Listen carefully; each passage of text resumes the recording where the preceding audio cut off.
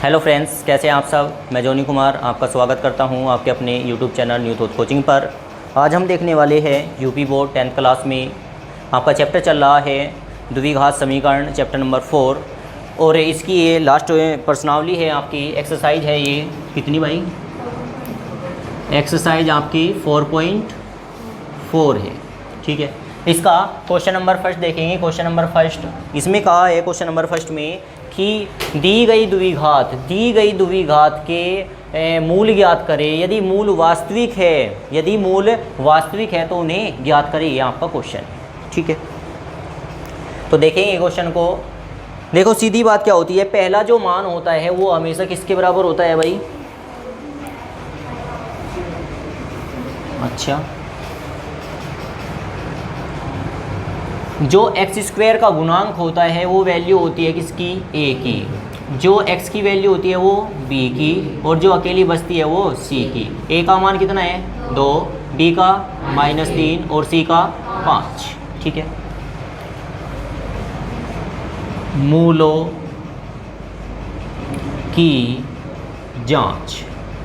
की जांच के लिए आप एक फॉर्मूला लगाओगे, d बराबर कितना? b² - 4ac।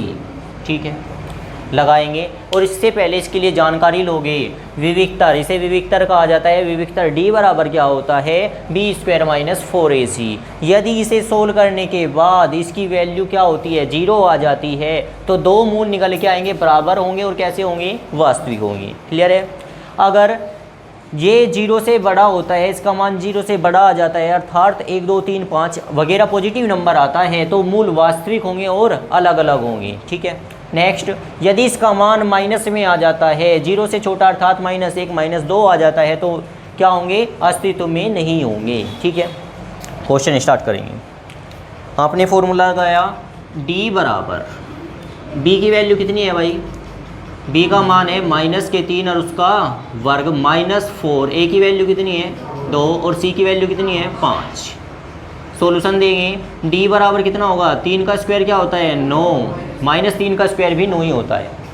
और -5 दूनी 10, 10 चौक 40, 40 आ चुका है। d का मान क्या आएगा? d का मान क्या आ रहा है? -31 आ रहा है। ये क्या है? ऋणात्मक है, ऋणात्मक। अगर मान ऋणात्मक आता है तो दी गई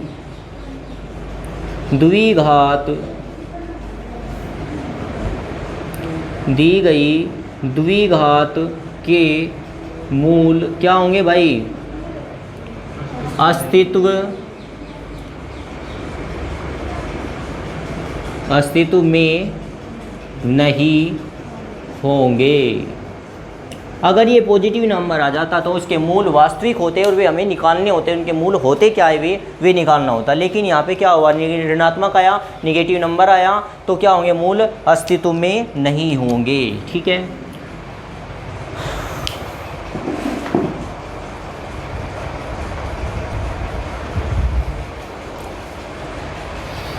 ये क्वेश्चन देखेंगे। क्वेश्चन है ये, क्वेश्चन नंबर फर्स्ट का सेकंड पार्ट।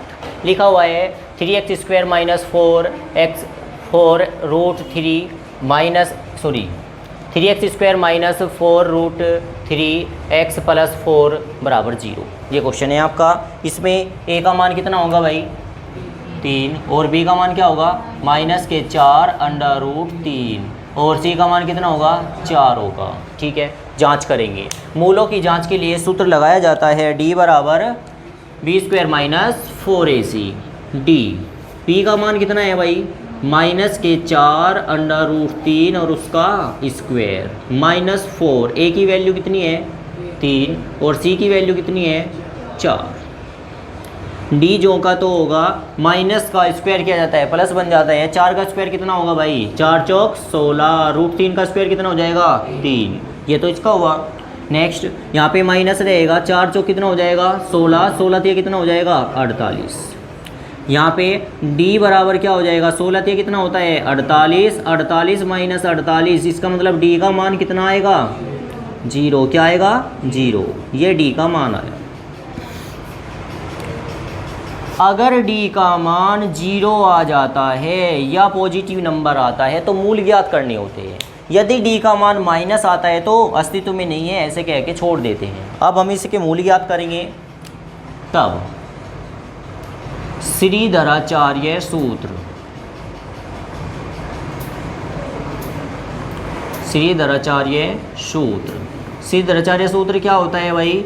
x बराबर minus b plus minus under root b square minus 4ac upon 2a, ये होता है। क्लियर है? अब थोड़ा ध्यान दो, d किसके बराबर होता है? d होता है आपका किसके बराबर होता है? बी स्क्वायर माइनस 4ac के बराबर होता है क्या? d।